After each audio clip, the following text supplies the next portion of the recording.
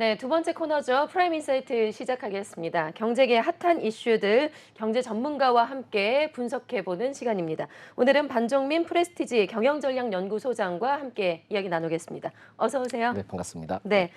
웃으면서 인사를 하긴 했는데, 글쎄요, 경기 침체, 이제 부정적인 이슈들이 좀 많이 나오고 있습니다. 지난 12일에 미국에서 지금 CPI 지수가 발표됐는데, 그래도 2월보다는 좀 둔화가 됐어요. 그런데도 여러 가지 이제 부정적인 이슈들이 나온다고 하는데 어떤 것들이 좀 있을까요?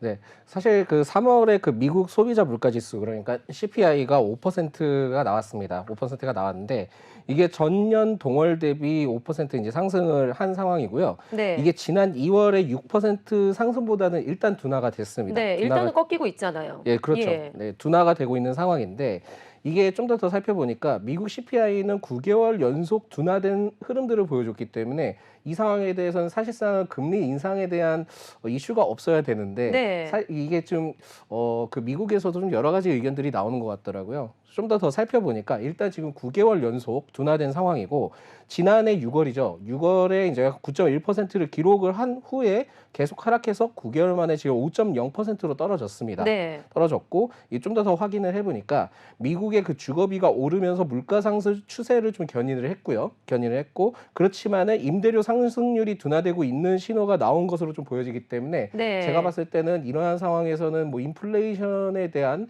뭐 상승적인 요인보다는 이게 지금 좀 어느 정도 잡을 수 없는 상황들이 되지 않았나 그렇게 좀 판단이 되고 있습니다. 예. 좀 더 살펴보니까 그 월스트리트 저널의 그 예상치보다 좀 하회를 했다라고 좀 밝혔고요. 이코노미스트의 예상치는 5.1%였지만은 5.5%나 별 차이는 없다. 사실상 네. 그렇게 좀 말씀드릴 수 있겠고 추가적으로 살펴보니까 근월 CPI 전년 동월 대비해 5.6% 상승을 했는데 이게 사실상 에너지 및 음료 가격을 제외한 근원 CPI는 시장 예상치에 대해서 부합을 했습니다. 네. 그리고 여기에서 이제 제일 중요한 포인트는 그 연방 준비 제도가 있는데 올해 경기 침체를 계속 거론을 하고 있는 상황이거든요.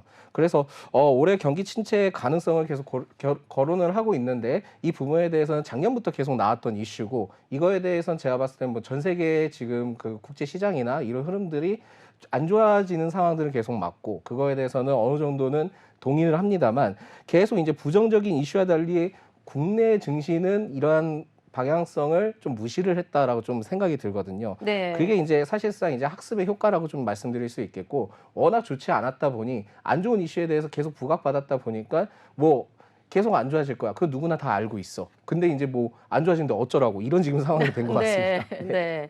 그러니까는 이게 물가 상승률이 좀 둔화되긴 했지만 말씀하신 대로 근원 물가, 근원 CPI는 미국도 그렇고 우리나라도 그렇고 여전히 아직까지도 조금 문제가 심각하다라고 하더라고요. 예. 그래서 이 부분을 반영해서 이제 다음 달 초에 미국에서도 이제 금리 이제 결과를 발표를 할 것 같은데 얼마 전에 우리도 이제 한국은행에서 금리 발표가 있었잖아요. 네. 우리는 이제 동결을 했고 이제 5월 초인가요? 5월 3일인가? 네네. 네, 미국 연준에서 이제 금리가 발표가 됩니다. 어떻게 좀 예상을 하시는지요? 먼저 이제 살펴봐야 될 게 미국 그 연방준비제도는 사실상 그 인플레이션 목표치는 2%로 지정을 했습니다. 그러다 보니까 과거뿐만이 아니라 이전 내역에서도 2%까지 내려올 때까지는 우리는 계속 인상을 하겠다라고 네. 발표를 했었는데 이게 지금 금리 인상에 대해서도 좀 말이 많습니다. 그러니까 뭐 2% 내려갈 때까지 계속 올리면은 그럼 10% 넘겠네. 뭐 이렇게 그러니까요. 그러면 아직 우스꽝스럽게 나오죠. 멀었잖아요. 예. 그렇죠. 그러다 보니까 지금 이거에 대해서 좀 왈가왈부하는 상황이 되고 있고 사실상 그 지난 3월에 FOMC 회의에서 그 간부 4명이 금리 인상에 대해서 반대를 했습니다. 오히려 동결을 해야 되고 심지어 인하에 대한 얘기도 좀 어느 정도 나왔었거든요. 그러니까 여기에서 좀 더 살펴봐야 될 것은 긴급 유동성 공급 등을 통해서 상황을 진정시킬 수 있다고 보고요. 그리고 0.25%에 대해서 금리 인상을 단행을 해버린 것이 파월 의장이다. 네. 좀 말씀드릴 수 있겠습니다. 당시 때는 사실상 0.5%였는데 뭐 스위스 크레딧이나 이러한 좀 SV 사태를 통해서 그 금리 인상을 0.5에서 0.25까지는 좀 내려놨다라고 좀 보시면 될 것 같고요. 그렇다 보니까는 이 의견에 대해서는 제가 봤을 땐 절대 꺾이진 않을 것 같습니다. 그렇다 보니까 네. 다음 달 3일에 이제 금리 인상에 관련된 이슈가 있을 때는 제가 봤을 때는 0.25%를 인상할 가능성이 매우 높지 않을까 판단을 하고 있고 사실 이게 지금 FOMC에서 이전부터 나왔던 내용들은 5.25%부터 5.5%까지 예측을 했습니다. 근데 이제 뭐 다음 달에 올리게 되면은 어느 정도 이제 그 부합되는 치가 나오거든요. 그렇죠. 그러다 보니까 지금 상황에서는 그 미국도 현재 압박을 받고 있는 입장이기 때문에 오히려 지금은 마지막 인상 가능성을 점치고 있다라는 말씀드리겠고요. 예. 이와 다르게 이제 우리나라는 지난 10일에 한국은행에서는 2월에 이어 두 번째 연속으로 3.5%로 동결을 했습니다. 동결을 했고 이게 3월 그 소비자 물가 상승률이 4.2%로 전월 4.8%보다 0.6% 하락을 했거든요. 그러다 보니까 미국과는 지금 좀 다르게 흘러가는 상황이고 작년 3월 4.1% 이후에 가장 낮은 수준을 기록을 했습니다. 그래서 이제 좀 어느 정도 물가를 잡았다라고 얘기를 많이 하기는 하는데 사실상 그거에 대해서는 저는 동의할 수 없다라고 좀 느껴집니다. 네. 왜냐하면은 국민 체감이 굉장히 크지 못한 것으로 보이거든요. 네. 실질적으로 지금 뭐 중국집에서 짜장면을 시켜 먹을 때도 일단 곱빼기 하면 뭐 1,000원 추가되고 이랬잖아요. 근데 지금은 1,000원을 볼 수 없습니다. 아, 그래요? 2,000원 뭐 이렇게 되어 있고요. 그래요? 곱빼기를 안 시켜봐서 아, 몰랐네요. 저도 곱빼기까지는 잘 안 먹는 편이긴 네. 하지만 거의 한 지금 뭐 2,000원으로 올렸고 심지어는 최근에는 이제 소주와 주류 인상에 대해서도 안 하겠다라고 발표를 했지만은 지금 다시 또 대두돼서 올라오고 있는 네. 입장이거든요. 그렇기 때문에 경기 둔화에 대한 우려로 인해서 GDP 성장률 수출이 부진한 부분들도 있고 또한 1분기 역성장 탈출을 위해서 불확실성이 아직도 나오고 있기 때문에 사실상은 국민이 체감을 하기에는 지금 뭐 물가에 대해서 안정권에 들었다라는 느낌을 전혀 받지 못하는 상황이고 정부 입장도 지금 현재는 경상수지에 대한 부진도 계속 나오고 있고 그리고 두 달 연속 적자를 기록하고 있기 때문에 네. 이 부분에 대해서는 굉장히 좀 좋지 않은 상황은 맞다라는 말씀드리겠고요.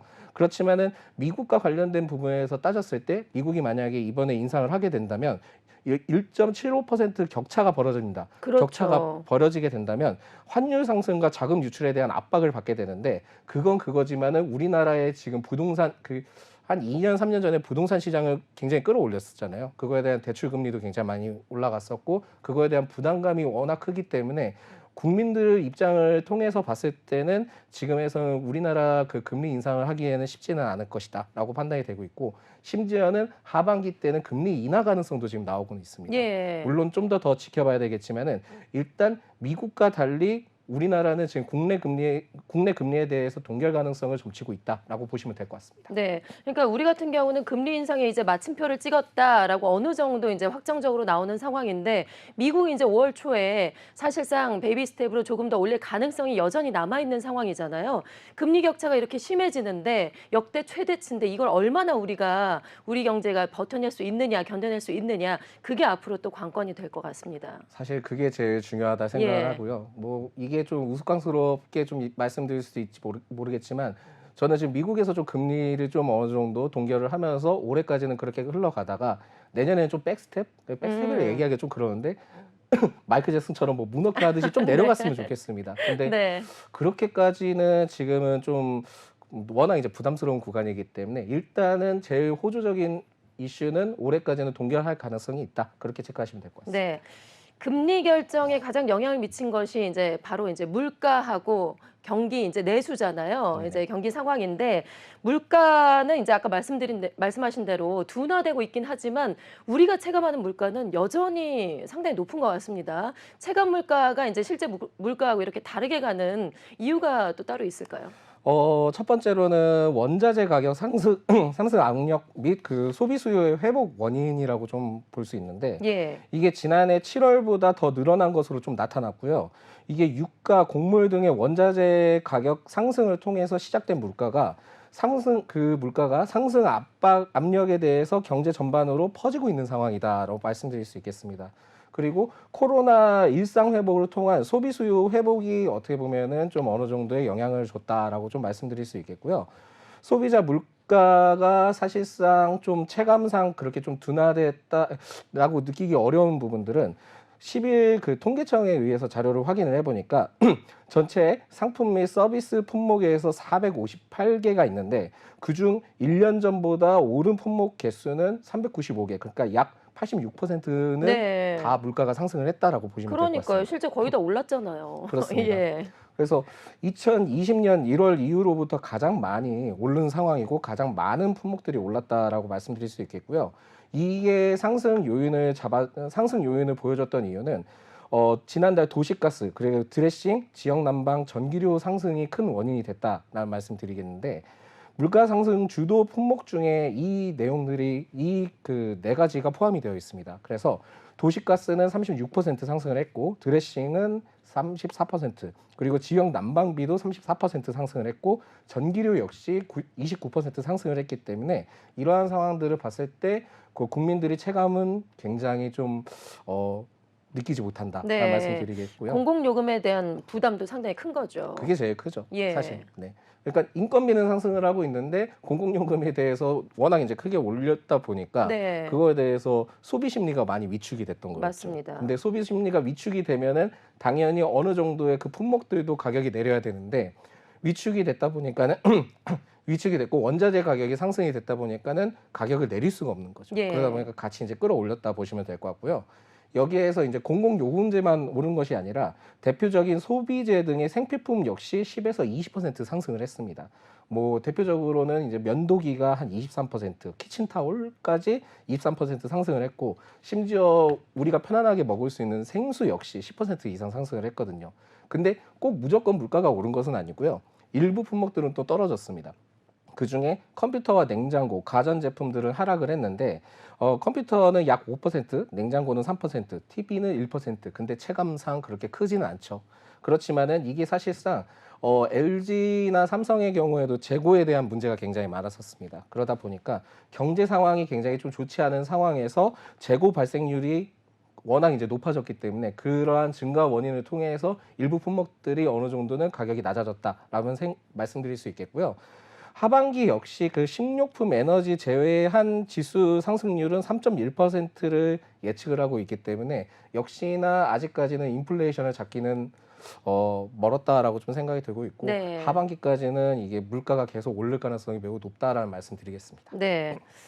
자, 그리고 여러 가지 지금 경제 지표도 이제 전반적으로 좋지가 않은 상황이잖아요. 무역 적자 얘기 우리가 상당히 오랫동안 얘기했었고, 경상수지도 사실 1월에 이제 마이너스였다가 2월엔 좀 오를 것이다 했는데 여전히 지금 1, 2월 모두 마이너스를 기록하고 있습니다.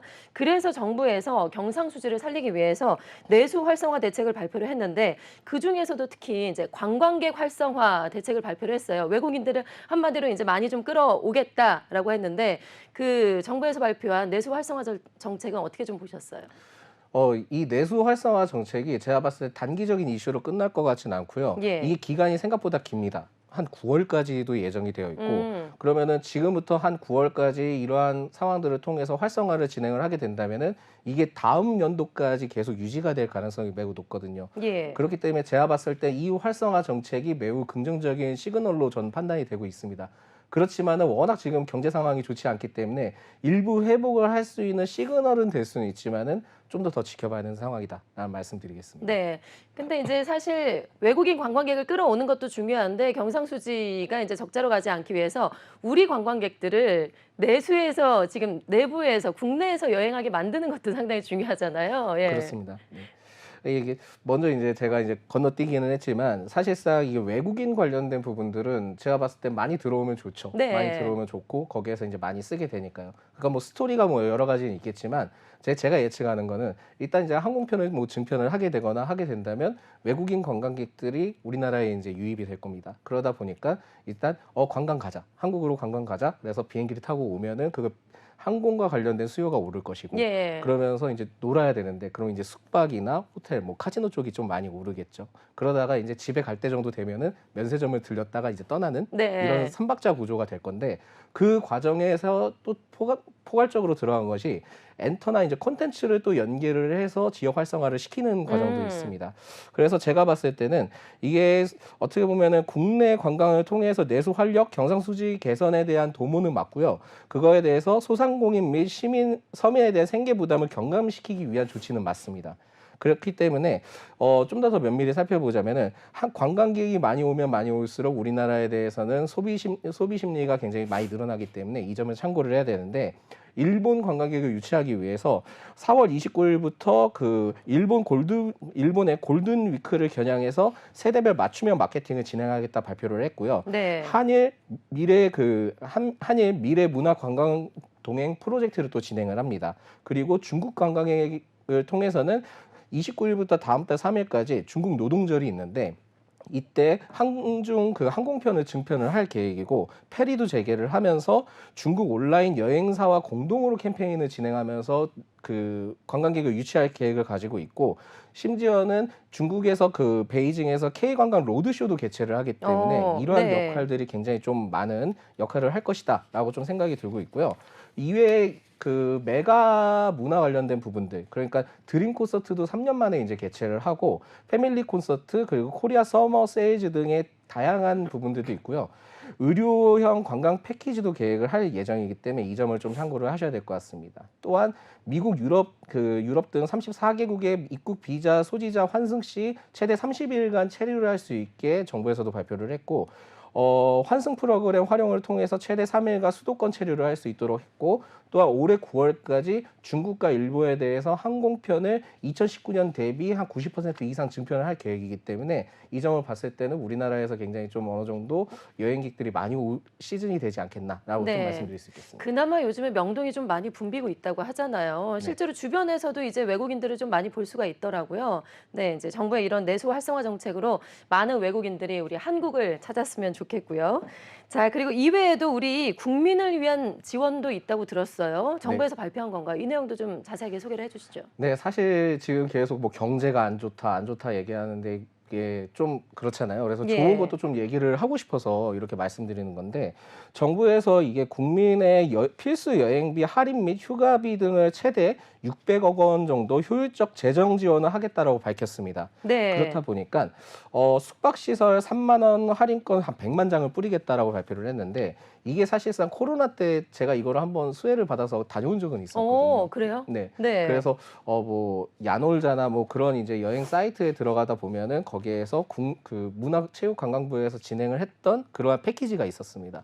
그런 패키지를 다시 한번 진행하는 것 같고요. 예. 놀이공원 이용의 경우에는 1만 원 그 할인권을 18만 장을 이제 뭐 제공을 하겠다 밝혔고 제일 중요한 포인트는 직장인분들이 계속 요새 뭐 주 60시간 뭐 그렇게 이제 얘기가 나오고 있지 않습니까? 네. 근데 이거와는 다르게 그 휴가 장려를 하기 위해서 중소 중견기업에 10만 원 그리고 근로자가 20만 원의 여행 자금을 적립을 하게 된다 한다면 정부에서 10만 원을 추가로 지원을 하는 근로자 휴가 지원 사업도 하겠다 밝혔습니다. 네. 이게 기존에 좀 시행이 됐던 방식이긴 한데 기존 9만 명에서 최대 19만 명까지 이제 확대를 할 계획이기 때문에 사실상 이러한 상황들을 봤을 때는 5월부터는 좀 자유롭게 휴가도 좀 이용을 해보는 것이 네. 좋지 않을까 판단하고 있고요.